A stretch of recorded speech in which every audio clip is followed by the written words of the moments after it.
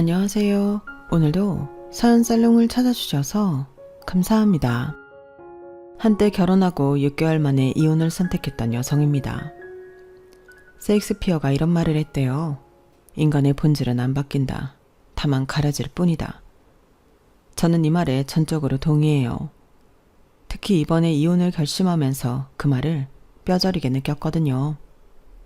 사람을 쉽게 용서한 결과가 엄청난 배신으로 돌아온다는 걸 진작 알았더라면 애초에 결혼 같은 건 하지 않았을 텐데 내가 내 발등을 찍은 기분이라니까요. 그래서 뒤늦게나마 결심한 이혼이었는데 제가 이혼을 하면서 가장 많이 들었던 말은 있었어요. 배부른 소리 한다. 한마디로 네 주제에 그 정도면 결혼 잘한 거지. 무슨 욕심이 그렇게 많아서 이혼을 하냐는 의미일 거예요. 도대체 무슨 근거로 제가 결혼을 잘했다고 생각하는 건지 잘 모르겠지만요. 아무튼 혼자 벙어리 냉가슴 앓기 싫어서 이렇게 공개적으로 제 남편과 시댁의 만행을 고발하려 합니다. 저는 딸만 둘인 집에 둘째 딸로 태어났어요. 우리 자매는 동네에서 소문이 자자했는데 그건 생김새 때문이었어요. 언니와 저는 1살 터울이 지는데도 생김새가 비슷하고 성격도 비슷해서 어릴 때부터 쌍둥이 같다는 소리를 많이 듣고 자랐거든요. 언니 별명은 큰 쌍둥이, 그리고 제 별명은 작은 쌍둥이였는데 언니랑 저는 그 별명을 꽤나 좋아했어요. 마치 우리가 둘이 아닌 하나인 것 같은 소속감을 느낄 수 있었거든요. 어린 제 눈에는 언니가 하는 건 뭐든 신기하고 대단해 보였어요. 그래서 옷도 그렇고 가방이랑 신발도 그렇고 늘 언니가 쓰는 걸 따라하곤 했어요. 그래서 사람들이 언니랑 저를 쌍둥이로 오해했는지도 모르겠네요. 언니랑 저는 자라는 동안 단 한 번도 싸운 적이 없을 정도로 오해가 깊었어요. 그렇게 사이가 좋던 언니와 내가 처음으로 싸움을 하게 된 건 다름 아닌 남자 때문이었어요. 언니랑 같은 유치원에 다니던 오빠였는데 엄마들끼리 친했기 때문에 저희 집에도 자주 놀러 오곤 했어요. 이전까지는 언니는 늘 제 독차지였는데 그 오빠가 나타난 이후로는 저를 들러리로 전락해버린 거예요. 동갑내기에 같은 유치원까지 다니고 있어서 둘은 무척이나 친했던 탓에 둘 사이에 제가 낄 틈이 없더라고요. 우리 언니한테 나보다 더 친한 친구가 있다는 사실을 어린 저는 받아들이기 힘들었어요. 그래서 그 오빠가 놀러 오는 날이면 괜히 심통을 부리고 짜증을 내곤 했어요. 그런데 그 오빠 심보가 참 고약한 게 제가 심통이 나 있는 걸 알면서도 일부러 저를 쿡쿡 찌르며 자극을 했다는 거예요. 그 장난은 제가 울음을 터뜨릴 때까지 이어졌어요. 소야 그만해. 내 동생 울잖아. 오빠는 언니가 나서서 말리고서야 저를 놀리는 걸 멈추곤 했어요. 그래서 저는 수호 오빠가 우리 집에 오는 게 진저를 칠 정도로 싫었지만 엄마끼리도 그렇고 언니랑도 워낙 친한 친구 사이라서 언니가 초등학교에 들어간 이후에도 여전히 저희 집에 자주 놀러 오곤 했어요. 태어나서 처음 우리 언니를 뺏긴 것 같다는 생각이 들게 만들었던 수호 오빠는 중학교에 들어가던 무렵 미국으로 이민을 떠났어요. 오빠네 아빠가 미국 지사로 발령을 받았거든요. 언니는 절친이 떠났다는 사실에 많이 슬퍼했지만 그와는 반대로 저는 하늘을 나는 기분이었어요. 어찌나 신이 나던지 가만히 있어도 비실비실 웃음이 날 정도였어요. 그런데 그런 기쁨도 잠시, 경쟁자가 사라진 지 얼마 되지 않아서 저는 하늘이 무너지는 일을 겪게 되었어요. 중학교 입학식을 앞두고 감기에 걸렸던 언니가 나을 기미를 보이지 않는 거예요. 약도 먹고 오렌지 주스도 빠지지 않고 마셨지만 결국 폐렴으로 악화됐고 어느 날 밤 심하게 열이 오르더니 응급실에 실려간 지 1시간도 안 돼서 그대로 하늘나라로 가버렸어요. 언니가 죽었다는 게 실감이 안 났어요. 금방이라도 내 이름을 부르며 달려올 것만 같았거든요. 엄마는 울다 지쳐 실신을 하는 바람에 장례식장을 지키지 못했어요. 아빠랑 저랑 둘이서 언니 영정을 지키게 되었는데 저는 영정 사진 속 언니랑 눈도 마주칠 수가 없었어요. 겁이 났거든요. 언니 영정사진을 똑바로 바라보면 진짜로 언니가 죽었다는 걸 인정하게 될 것만 같아서요. 언니 장례식을 치르고 저는 며칠을 알아누웠어요. 내 몸의 절반이 날아간 것처럼 만신창이가 되어서 온전히 살아갈 수 없을 것만 같았으니까요. 꿈에서는 늘 언니를 찾아 헤매고 눈을 뜨면 하염없이 눈물만 흘렸어요. 언니가 사라진 집안은 캄캄한 동굴같이 변해버렸어요. 식구들 누구도 전처럼 웃고 떠드는 사람이 없었어요. 외할머니가 오셔서 반찬도 챙겨주었지만 제대로 밥을 넘기는 사람은 없었어요.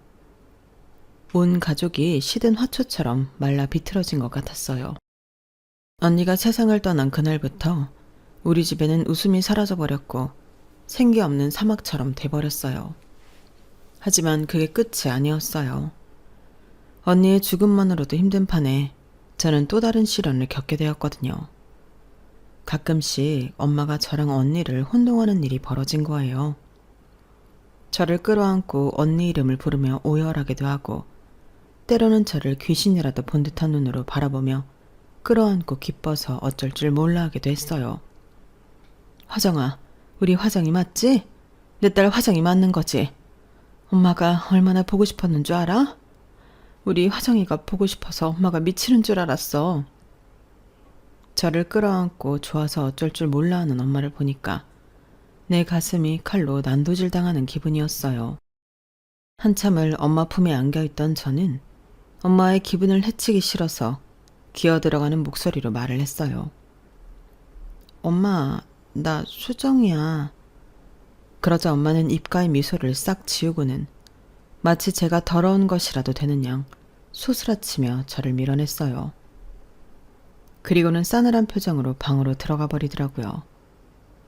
엄마 못지않게 그 상황이 당황스럽기만 했던 저는 엄마가 방으로 들어간 지 한참이 됐는데도 여전히 그 손길이 내 가슴팍에 남아있는 것 같았어요. 매정하고 싸늘한 그 느낌이요. 나는 아무 짓도 하지 않았는데 왜 내가 그런 대접을 받아야 하는 건지 이해도 안 가고 서운하고 서글픈 마음뿐이었어요. 그때 엄마한테 받은 상처는 수십 년이 흐른 지금까지도 제 마음속에 찌꺼기처럼 남아있어요. 문제는 엄마가 그 후로도 좀처럼 나아지지 않았다는 거예요. 부모는 자식이 죽으면 가슴에 묻는다고 하더니 엄마 가슴속에는 온통 언니뿐이었던가 봐요. 더 이상 아빠도 저도 보이지 않는 것 같았어요. 곁에 남은 가족은 외면하고 세상에 없는 언니만 찾아 헤매셨거든요. 결국 엄마의 이런 모습에 아빠는 엄마와 서서히 멀어졌어요. 처음 1년은 엄마가 나아지길 바라며 아빠도 저도 무조건 엄마 기분에 맞춰드렸어요. 그러다 1년이 지나고 2년이 지났지만 엄마는 여전히 나아질 기미가 보이지 않았어요. 오히려 상태가 더 심각해져서 아빠와 저한테 히스테리까지 부리기 시작했어요. 급기야 더는 참을 수 없었던 아빠가 엄마한테 이혼을 요구했어요. 당신만 힘들어? 당신만 자식 잃었냐고. 나도 수정이도 화정이 그렇게 보내고 하루도 마음 편한 적 없었어. 길 가다가 화정이랑 같은 학교 교복만 봐도 목구멍이 콱 막히는 것처럼 숨도 쉬기 힘들다고. 나도 당신처럼 슬프면 슬프다고, 보고 싶으면 보고 싶다고 마음 내키는 대로 다 하고 싶어. 그런데 왜 참는 줄 알아? 아빠니까, 가장이니까. 내가 그러면 당신도 수정이도 더 힘들 걸 아니까 참는 거라고. 우리한테 죽은 딸만 있는 게 아니잖아. 수정이도 있다고.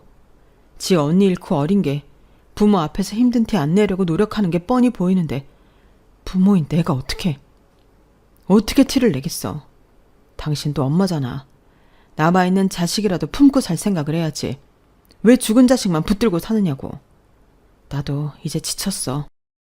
더는 당신이랑은 못 살겠으니까 우리 헤어지자. 수정이는 내가 키울게. 어차피 당신한테 보내봤자 제대로 키우지도 못할 테니까. 그렇게 부모님은 제가 중학교 2학년이 되자마자 이혼을 하셨어요. 그 바람에 새학기가 시작된 지 한 달도 안 된 상황에 저는 전학을 가게 되었어요. 원래 살던 집에서 그대로 살 수도 있었지만 아빠가 반대를 하셨거든요. 언니의 흔적이 남아있는 집이기도 하고 동네 사람들이나 학교에서도 우리 집 사정을 다 알고 있는 처지라 아무래도 제가 전처럼 생활하기 힘들 거라고 생각해서 그런 결정을 내리신 거예요. 전학간 학교에서는 저희 집이 이혼 가정이라는 것만 알 뿐 세세한 사정은 모르니까 차라리 편하긴 했어요. 대신 교우 관계도 그렇고 모든 걸 다 새로 시작해야 한다는 게 문제였지만요. 새로 이사 온 집도 그렇고 아빠랑 둘이 살게 된 것도 그렇고 새로운 동네, 새로운 학교, 새로운 친구들 모든 게 다 낯설었지만 오히려 그래서 전부 다 살만했어요. 내 숨통을 막고 있던 커다란 바위가 더는 느껴지지 않았거든요.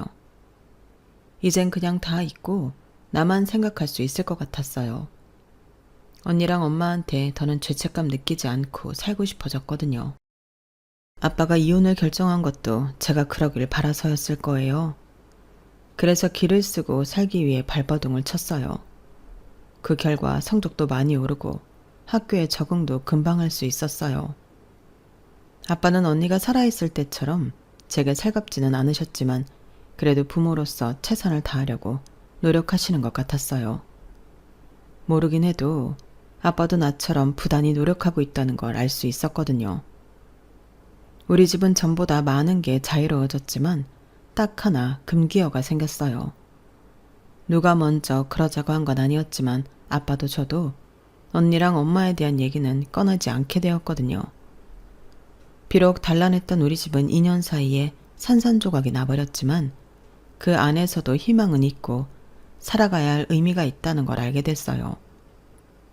산 사람은 살아야 한다. 잔인하지만 이보다 현실적인 말도 없다는 걸 누구보다 뼈저리게 느끼며 살았어요. 그 결과 남들이 부러워할 만한 대학도 들어가고 평범한 사람들처럼 연애도 하고 실현도 하면서 남들같이 살 수 있었어요. 그리고 첫 직장에 입사해서 미래의 내 남편도 만나게 되었어요. 제가 입사 2년차가 되던 해였는데 저희 부서 대리였던 남편과 관계가 발전하게 된 거예요.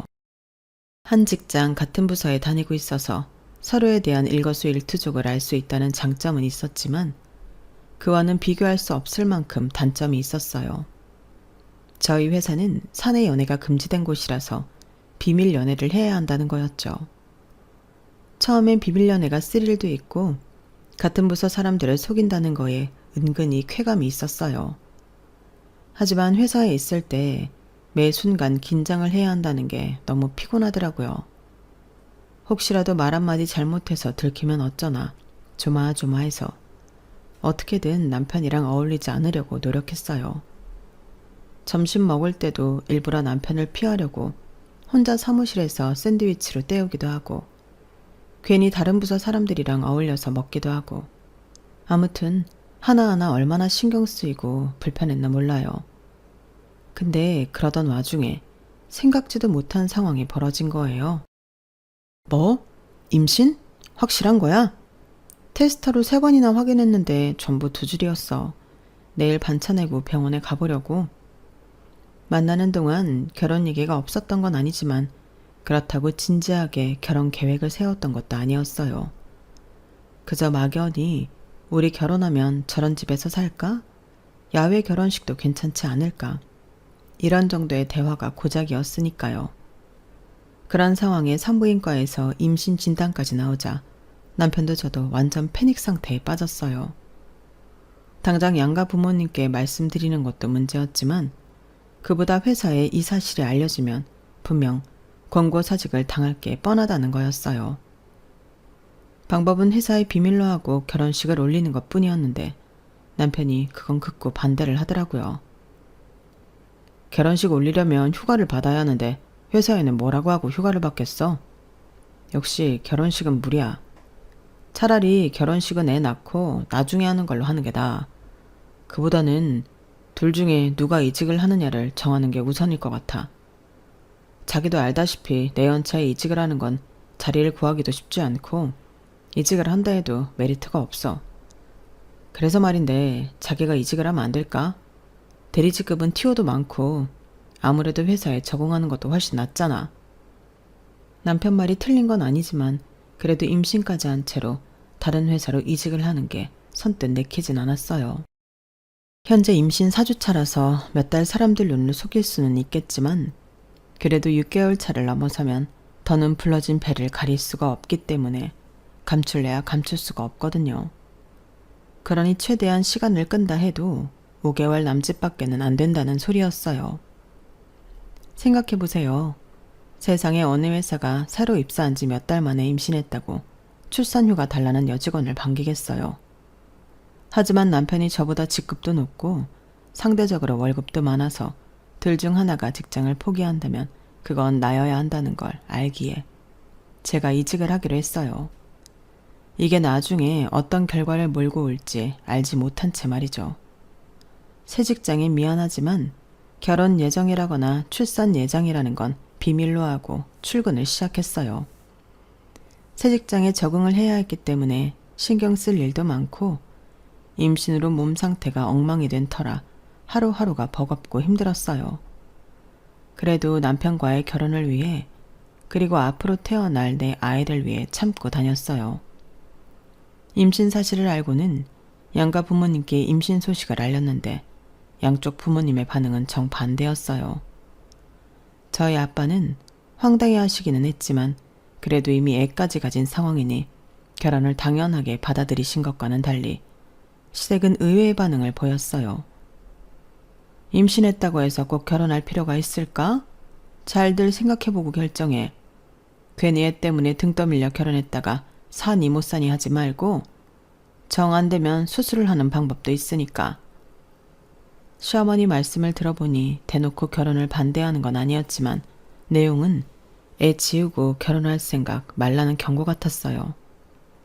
바보가 아닌 이상 어머님의 의중을 모를 리 없었기에 집으로 돌아오는 차 안에서 남편과 대판 싸웠어요. 내가 밖에서 애 만들어 온 거야?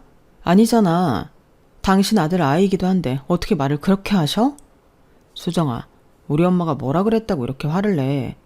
결혼하지 말라고 반대를 한 것도 아니고 신중하게 생각하고 결정하라고 하신 건데 그게 뭐가 잘못됐어? 너 요즘 너무 예민한 것 같아. 아무리 임신하면 성격이 변하는 여자가 있다지만 그래도 넌 너무 심해. 남편은 지나가는 말로 제게 너무 예민하게 반한 거 아니냐고 말했는지 모르겠지만 저는 그 말에 순간 철렁했어요. 그건 제가 경험했던 안 좋은 기억 때문이었어요.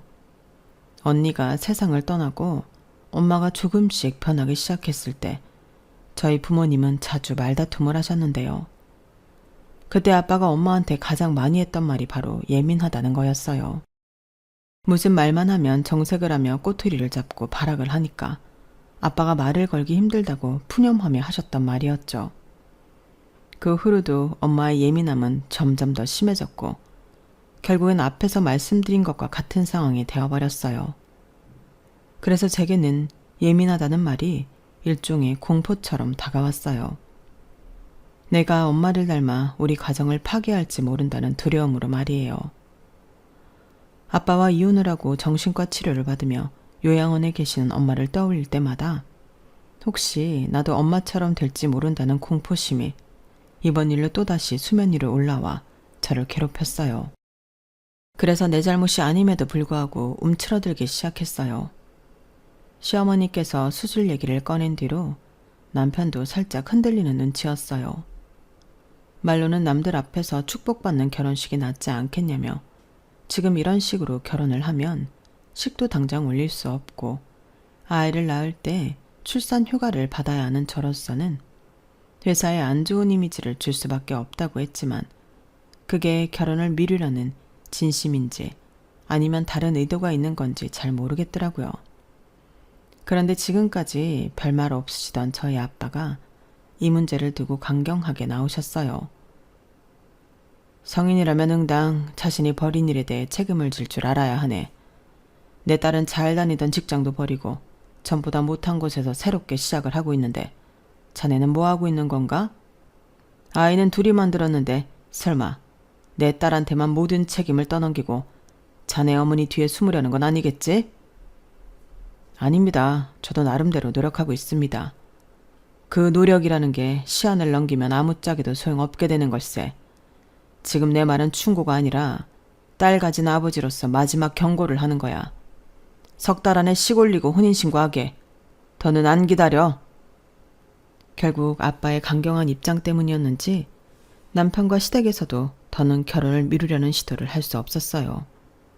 그런데 신기한 게 뭔 줄 아세요? 지난 한 달 동안 지지부진하던 예식장이며 신혼집구 하는 문제들이 아빠의 경고 이후 일사천리로 해결됐다는 거예요. 한마디로 남편과 시댁은 할 수 있는 걸 안 하고 있었단 얘기였죠. 그때 사실 남편한테 크게 실망을 했지만 이미 뱃속엔 애도 있었고 회사도 옮긴 데다 아빠까지 결혼을 강요하는 분위기여서 제가 뭘 어쩔 수는 없었어요. 지금 와서 남편한테 실망했으니 헤어지자고 한들 결국엔 저만 손해였으니까요.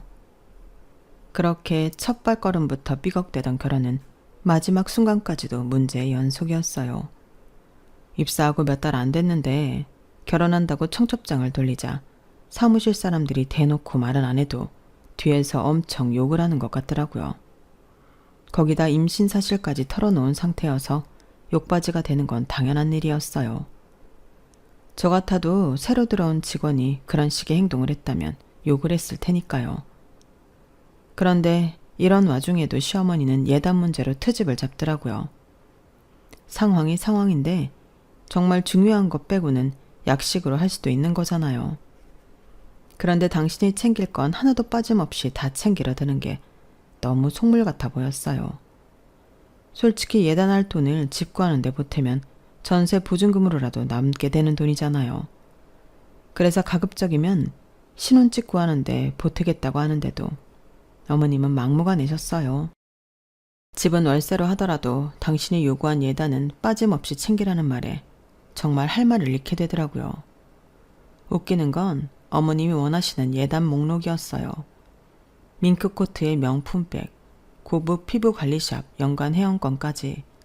누가 보면 제가 의사나 판검사랑 결혼하는 줄 알 거예요. 결국 예단 문제로 시어머니와 저희 아빠는 언성을 높였어요. 끝이 나지 않을 것 같던 두 분의 힘겨루기는 아빠의 최후 통첩으로 일단락이 나고 말았어요. 사부인께서 뭔가 착각을 하시는 모양인데 아드님이 억대 연봉의 의사나 판검사는 아니지 않습니까? 제 딸과 같은 회사에 다니는 평범한 직장인일 뿐입니다. 부모라면 내 자식들이 하루빨리 자리를 잡을 수 있게 도움을 줄 생각을 해야지 어떻게 자식 혼사로 자기 욕심 챙길 생각만 하십니까? 이 자리에서 확실히 말하지만 신혼집 보증금 보조해 준 건 외에 저도 더는 해줄 생각이 없으니 그렇게 아세요. 나는 내 딸 자식 결혼을 시키려는 거지 사부인 허영을 채워줄 생각은 없으니까요. 안 그래도 전세 보증금이 부족했던 남편은 보증금의 절반을 보조해 주겠다는 저희 아빠의 말에 혹할 수밖에 없었어요. 그래서 자기가 나서서 어머님을 설득하더라고요. 한국에 나오면 또 다른 문제가 앞에 놓여 있고 그 고비를 넘기면 또 다른 문제가 나타나고 정신을 차릴 수 없었던 결혼 준비는 몸과 정신이 너덜너덜해진 후에야 끝이 났어요. 그리고 드디어 결혼식 당일이 되었어요. 촉박한 일정 속에 고생만 갖춰서 준비한 결혼이었기 때문에 예식장도 마음에 안 들고 웨딩드레스도 정말 마음에 안 들었어요. 거기다 임신으로 몸 상태까지 말이 아니어서 정말 최악의 결혼식이 되고 말았죠. 그런데 결혼식장에 생각지 못한 사람이 찾아온 거예요. 어릴 때 저희 언니랑 친했던 수호 오빠가 찾아왔더라고요. 결혼식 전에 엄마랑 아빠를 찾아가 청첩장을 드렸는데 엄마들끼리 친했던 탓에 오빠네 엄마가 저희 엄마를 통해 제 결혼 소식을 들은 모양이었어요. 오빠네는 미국에서 사는 동안 고생을 많이 했던 모양이었어요. 거기에 부모님 불화까지 겹쳐서 고등학교 2학년 때 오빠네 부모님은 이혼을 하셨다더라고요. 부모님의 이혼 후 오빠는 엄마를 따라 한국으로 들어왔고 아빠는 그곳에서 재혼을 하셨다고 하더군요. 어느 집이나 상처 하나 없는 집은 없구나 생각했어요. 그래도 지금은 살만해 보였어요. 대학을 졸업하고 로스쿨을 나와 변호사로 살고 있었으니까요. 사장이 소식을 듣고 제일 먼저 떠오른 게 너였어. 언니밖에 모르던 네가 많이 걱정됐거든. 그래도 힘든 시간 잘 견디고 잘 컸네. 언제든 내 도움 필요하면 찾아와. 오빠가 두 팔 걷어붙이고 도와줄 테니까. 그 말을 들었을 때는 내가 살면서 수호 오빠 도움을 받을 날이 있을까 싶었어요. 변호사의 도움을 받는다면 좋은 일보다는 안 좋은 일일 테니까요. 그런데 살아보니 어떤 경우에도 단언을 해서는 안 된다는 걸 알겠더라고요. 수호 오빠의 도움 따위는 필요 없다고 생각했던 내가 가장 힘든 순간 오빠를 찾아갔으니까요. 사건의 전말은 이랬어요. 결혼하고 몇 달 뒤 저는 딸아이를 출산을 했고 출산의 여파로 몸무게가 15kg나 늘어버렸어요. 그래도 모유 수유를 하고 육아에 지친 탓에 7kg 정도는 빠졌지만 어찌된 게 예전 몸무게로 돌아갈 기미가 안 보이더라고요. 아직 온전치 않은 몸으로 애 키우랴 살림하랴 거기야 살에 대한 스트레스까지 받고 있는 상황에 시어머니가 그렇게 살 빼라고 닥달을 하시는 거예요. 너는 그런 몸뚱이를 하고 남편 앞에 서고 싶니? 세상에 어떤 남자가 띠룩띠룩 살찐 여자를 안고 싶어 하겠어? 어쩜 그렇게 자기 관리를 못해? 내가 아주 너만 보면 숨이 다 막힐 지경이다. 앞으로 그 살 다 빼기 전까지는 가족 모임이고 뭐고 나을 거 없다.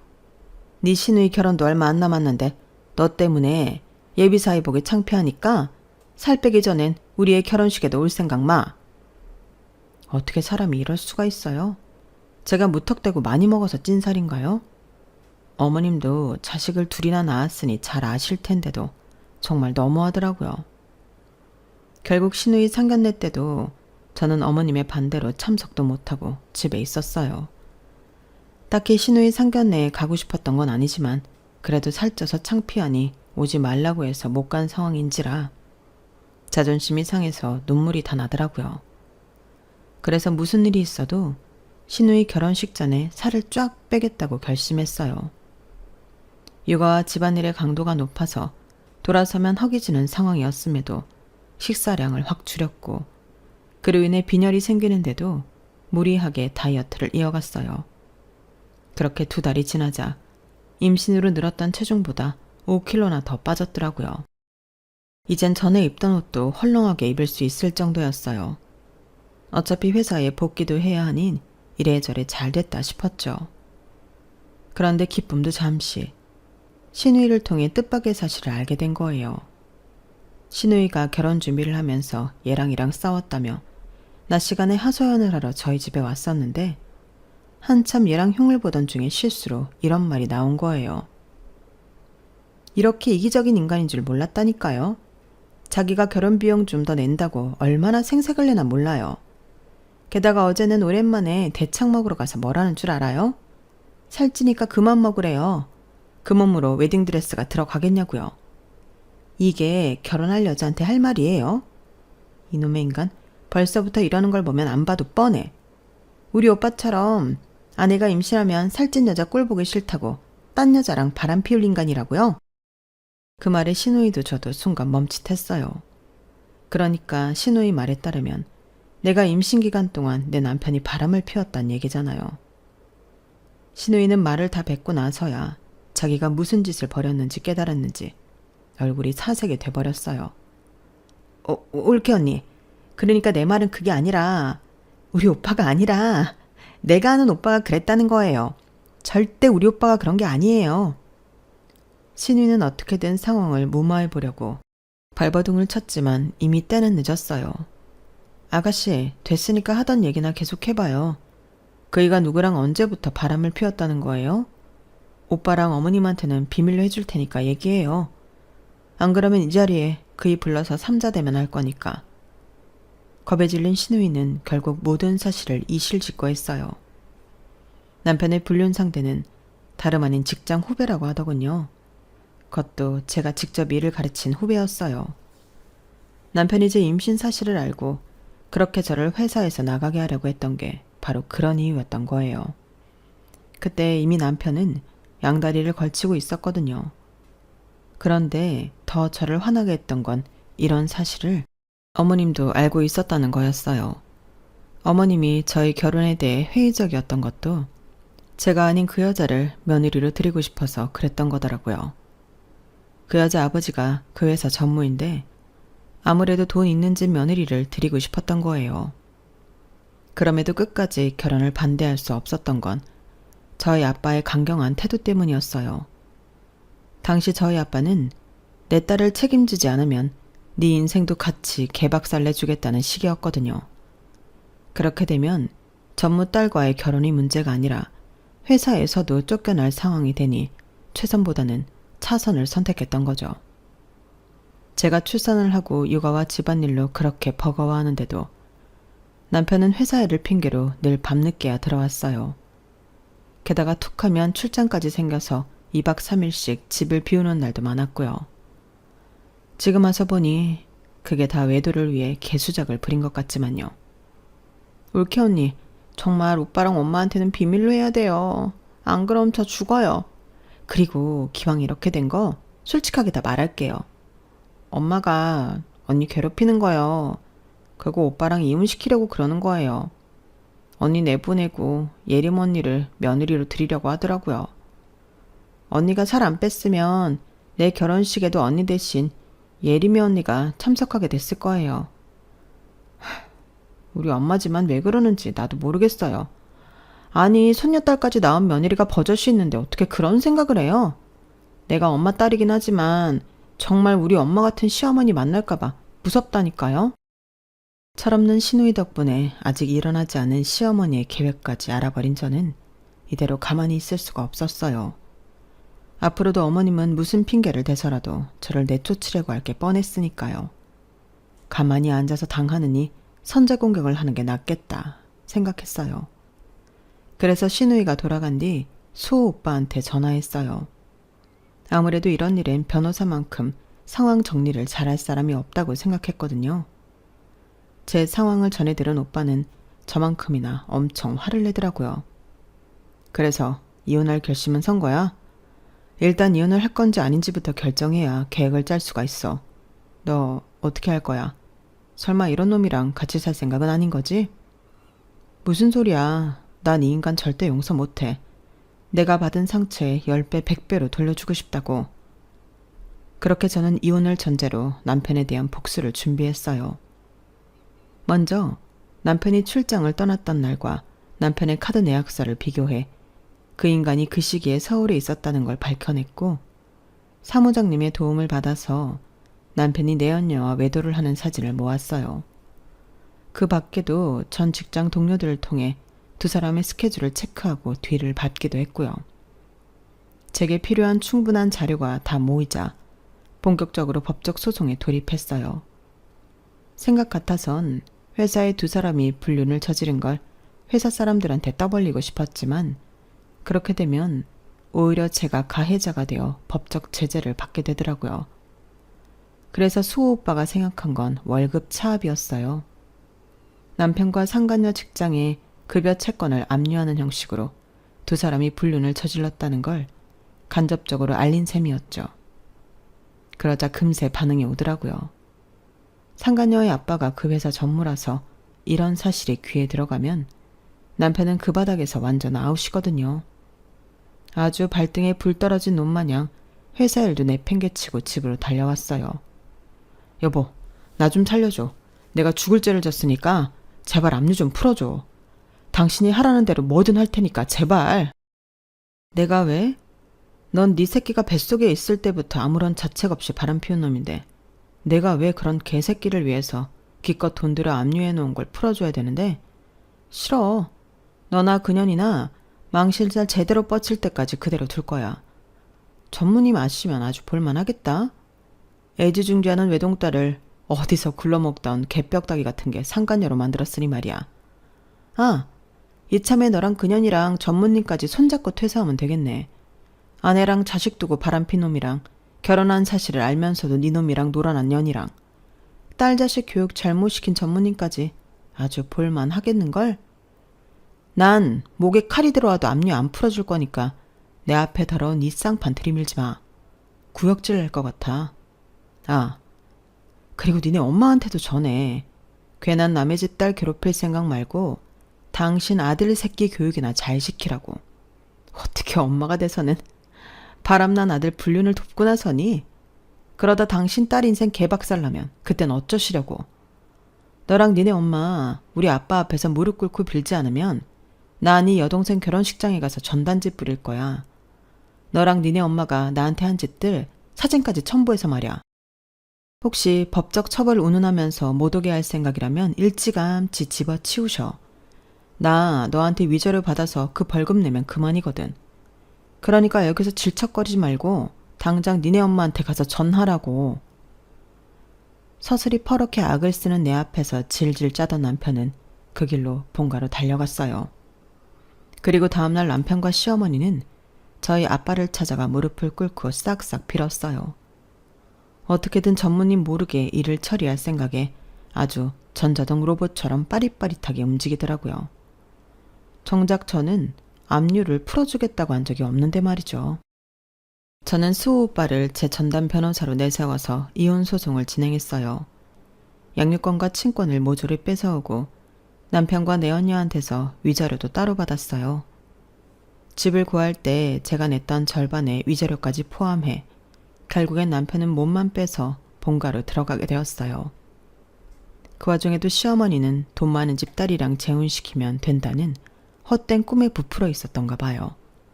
아니, 전무님이 바본가요?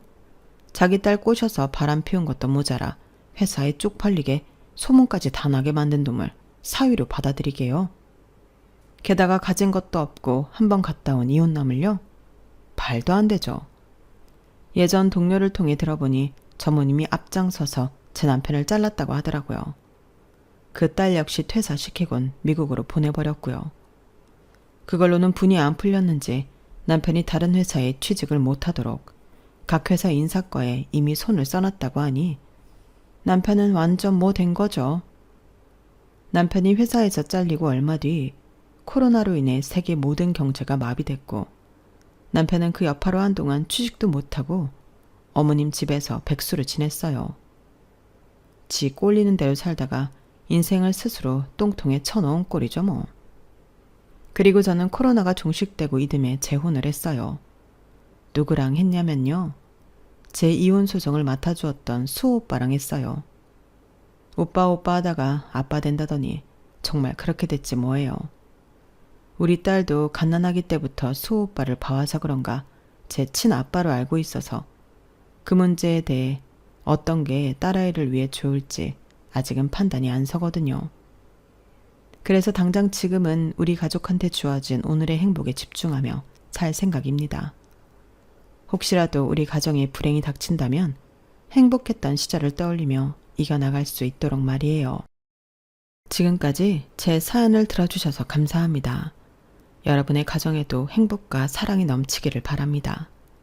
안녕히 계세요. 여러분, 사연 댓글에 응원과 현명한 조언 부탁드려요.